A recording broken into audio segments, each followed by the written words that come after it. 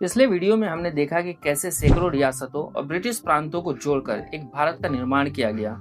लेकिन किसी राष्ट्र का निर्माण केवल उसकी सीमाएं तय कर देने से पूरा नहीं होता। नक्शे पर बिखरे हुए भूभागों को एक करना अपेक्षाकृत आसान हो सकता है, लेकिन करोड़ों लोगों को एक साझा राष्ट्रीय पहचान से जोड़ना कहीं अधिक कठिन होता है। स्वतंत्रता के समय भारत केवल भौगोलिक विविधताओं का देश नहीं था।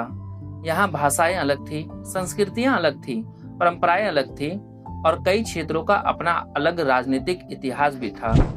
इसके साथ ही विभाजन की पीड़ा ने यह भी दिखा दिया था कि राष्ट्रीय एकता कितनी मूल्यवान और कितनी संवेदनशील हो सकती है। ऐसे समय में संविधान निर्माताओं के सामने केवल शासन चलाने की व्यवस्था बनाने की चुनौती नहीं थी।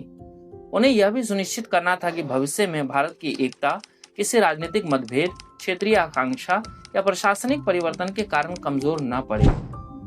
यही चिंता आगे चलकर भारतीय संविधान के भाग 1 में दिखाई देती है और शायद यही कारण है कि संविधान की शुरुआत भारत की सरकार से नहीं बल्कि भारत की पहचान से होती है, क्योंकि किसी भी राष्ट्र के लिए सबसे पहले यह तय होना आवश्यक है कि वह है क्या, उसकी प्रकृति क्या है और उसकी एकता का आधार क्या है। इसलिए भारतीय संविधान की सबसे प्रारंभिक पंक्तियों में एक ऐसा वाक्य लिखा गया जिसने स्वतंत्र भारत की राजनीतिक दिशा को हमेशा के लिए निर्धारित कर दिया।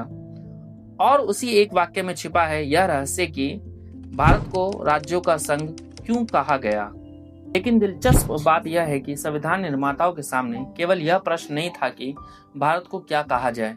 उनकी चिंता इससे कहीं बड़ी थी। वे एक ऐसे संवैधानिक ढांचे की नींव रख रहे थे जो बदलते समय, बदलती परिस्थितियों और बदलती पीढ़ियों के बीच भी भारत की एकता को सुरक्षित रख सके। शब्द छोटे थे, लेकिन उनके पीछे छिपी चिंता बहुत बड़ी थी, क्योंकि संविधान की इन शुरुआती पंक्तियों में केवल एक राष्ट्र का परिचय नहीं लिखा जा रहा था, बल्कि उसके भविष्य की दिशा भी तय की जा रही थी। यही कारण है कि अनुच्छेद 1 को पढ़ते समय हमें केवल शब्द नहीं बल्कि उनके पीछे छिपी संवैधानिक सोच को भी समझना पड़ता है। और शायद इसी सोच को भारतीय संविधान के पहले ही अनुच्छेद में शब्द दिए गए। अनुच्छेद 1 कहता है, भारत अर्थात इंडिया राज्यों का एक संघ होगा। पहली नजर में यह एक साधारण संवैधानिक वाक्य प्रतीत हो सकता है, लेकिन संविधान निर्माताओं ने इसमें प्रयुक्त प्रत्येक शब्द को बहुत सोच समझकर चुना था। ध्यान दीजिए, अनुच्छेद 1 यह नहीं कहता कि भारत राज्यों का महासंघ होगा।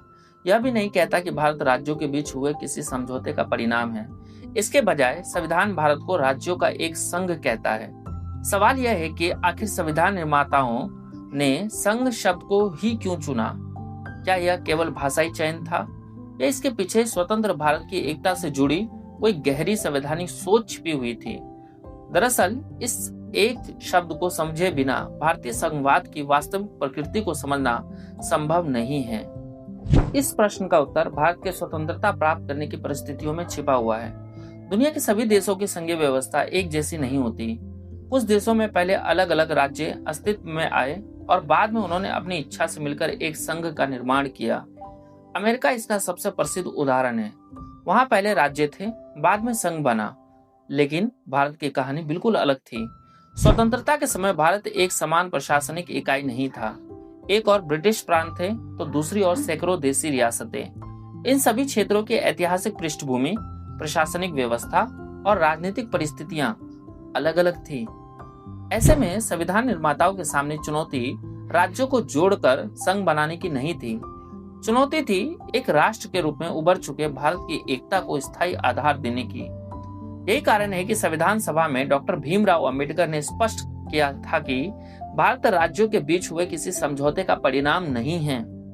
भारत में पहले राष्ट्र का निर्माण हुआ और उसके बाद राज्यों की व्यवस्था तय की गई। और शायद यही भारतीय संघ की सबसे बड़ी विशेषता भी है, क्योंकि यदि भारत राज्यों के बीच हुए किसी समझौते का परिणाम नहीं है तो स्वाभाविक रूप से एक प्रश्न उठता है, क्या किसी राज्य को अपनी इच्छा से भारतीय संघ से अलग होने का अधिकार दिया जा सकता था? संविधान निर्माताओं का उत्तर स्पष्ट था, नहीं। विभाजन की त्रासदी अभी ताजा थी। देश ने देखा था कि राजनीतिक विघटन किस प्रकार राष्ट्रीय एकता को प्रभावित कर सकता है। ऐसे में संविधान निर्माता कोई ऐसा प्रावधान नहीं रखना चाहते थे जो भविष्य में भारत की अखंडता के लिए चुनौती बन सके। यही कारण है कि भारतीय संविधान किसी भी राज्य को संघ से अलग होने का अधिकार नहीं देता। दूसरे शब्दों में कहे तो भारत की एकता स्थायी है। राज्य भारतीय संघ का हिस्सा है, लेकिन वे संघ से पृथक होने का दावा नहीं कर सकते। इसी विचार को बाद में एक प्रसिद्ध वाक्य में व्यक्त किया गया, भारत एक अविनाशी संघ है जिसमें राज्य विनाशी है। इसका अर्थ यह नहीं है कि राज्य समाप्त हो जाएंगे, बल्कि इसका अर्थ यह है कि राज्यों की सीमाएं बदल सकती है, राज्यों के नाम बदल सकते हैं, नए राज्य बनाए जा सकते हैं, लेकिन भारत की एकता और अखंडता बनी रहती है। और यही सोच भारतीय संघवाद को दुनिया के अनेक संघीय व्यवस्थाओं से अलग बनाती है। लेकिन अनुच्छेद 1 यहीं समाप्त नहीं होता। भारत को राज्यों का संघ घोषित करने के बाद संविधान एक और महत्वपूर्ण प्रश्न का उत्तर देता है, आखिर इस संघ में शामिल राज्य कौन कौन से हैं और उनकी संवैधानिक पहचान कहाँ दर्ज की गई है। इसी उद्देश्य से अनुच्छेद 1 का दूसरा खंड एक महत्वपूर्ण व्यवस्था करता है। अनुच्छेद 1 के खंड 2 में कहा गया है कि राज्यों और उनके राज्य क्षेत्र वही होंगे जो संविधान की प्रथम अनुसूची में वर्णित है। अब यहाँ एक प्रश्न स्वाभाविक रूप से उठता है, आखिर यह अनुसूची क्या होती है। दरअसल संविधान में कुछ ऐसी विस्तृत जानकारियां होती हैं जिन्हें मुख्य अनुच्छेदों में रखने के बजाय अलग सूची के रूप में संलग्न किया जाता है। इन्हीं सूचियों को अनुसूची कहा जाता है।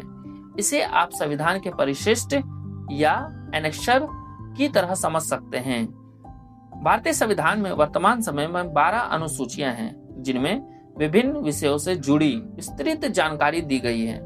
प्रथम अनुसूची में राज्यों और केंद्र शासित प्रदेशों के नाम तथा उनके राज्य क्षेत्रों का विवरण दिया गया है। लेकिन संविधान निर्माताओं ने यह जानकारी सीधे अनुच्छेद 1 में लिखने के बजाय अनुसूची में ही क्यों रखी?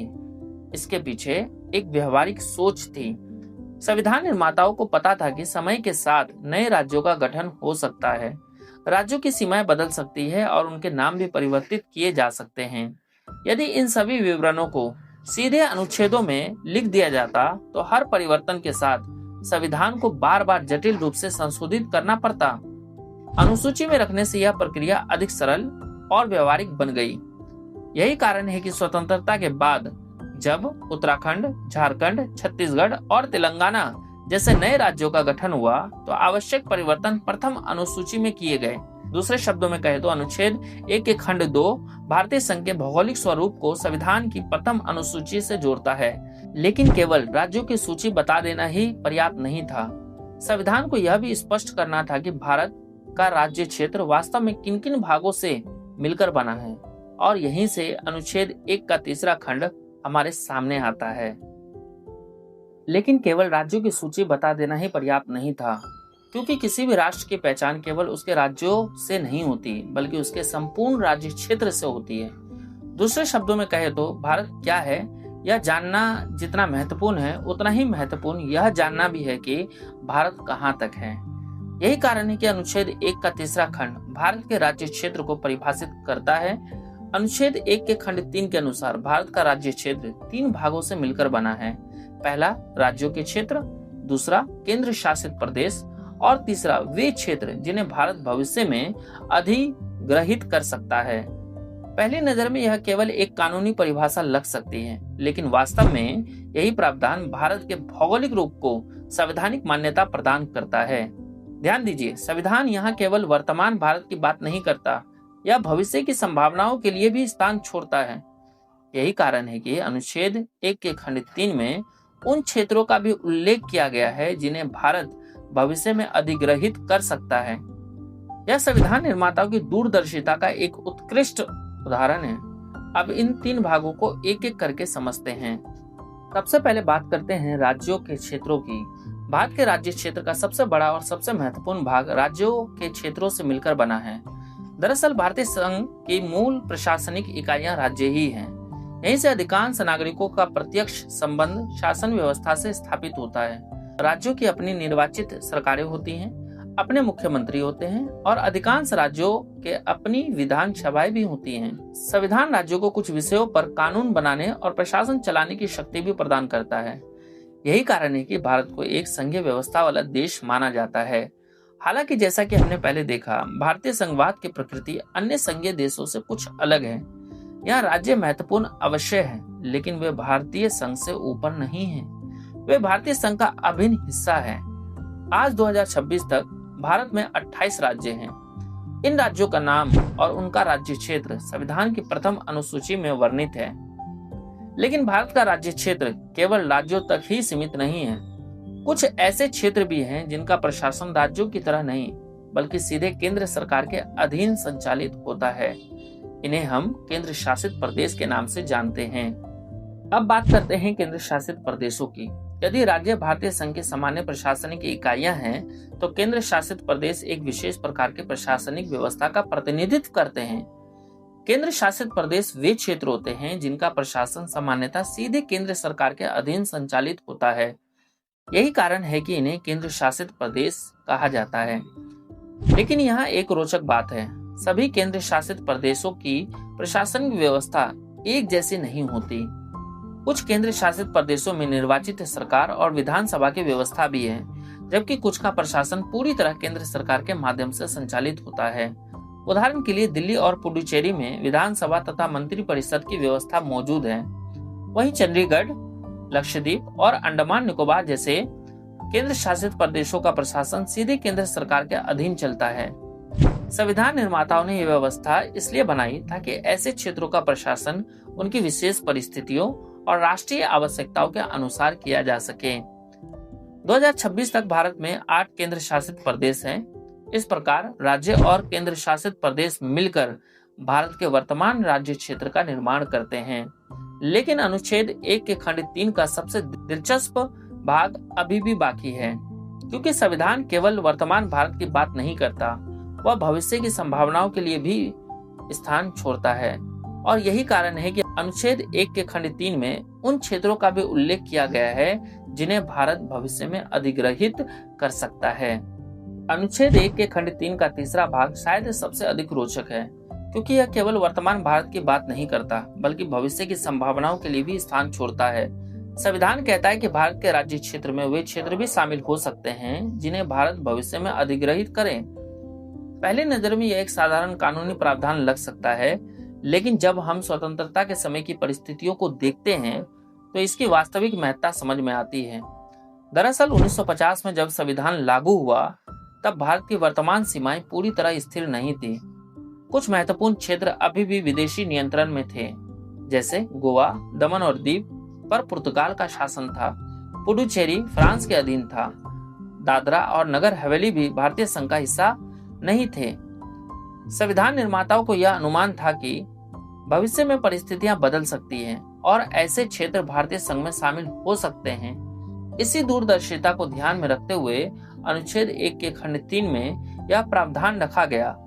बाद के वर्षों में यह दूरदर्शिता सही साबित हुई। 1954 में पुडुचेरी भारत से जुड़ा।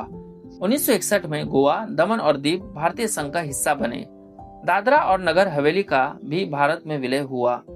इस प्रकार भारत का राज्य क्षेत्र समय के साथ विस्तृत होता गया। यही कारण है कि भारतीय संविधान को एक जीवंत और लचीला दस्तावेज कहा जाता है। वह केवल वर्तमान परिस्थितियों को नहीं देखता बल्कि भविष्य की संभावनाओं को भी अपने भीतर स्थान देता है। और यहीं पर अनुच्छेद 1 हमें भारत की एक महत्वपूर्ण विशेषताओं से परिचित कराता है। भारत का राज्य क्षेत्र स्थिर नहीं बल्कि संवैधानिक रूप से गतिशील है।